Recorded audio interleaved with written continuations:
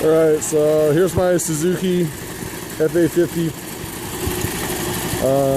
I got it turned up just so you can hear the noise. Sounds like it's coming from the transmission or the gearing here. But it's really vibrating. Pretty tough.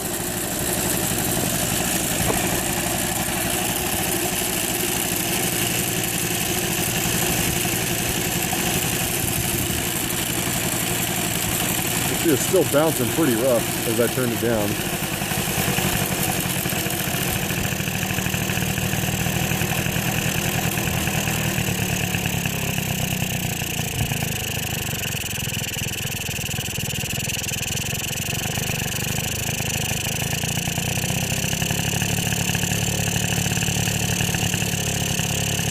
So it does okay at idle, it's fine. So that makes me think that you see as the transmission kicks in, boy, it really starts to vibrate the shit out of it.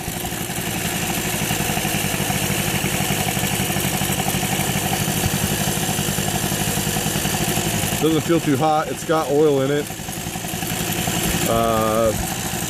Any suggestions is good.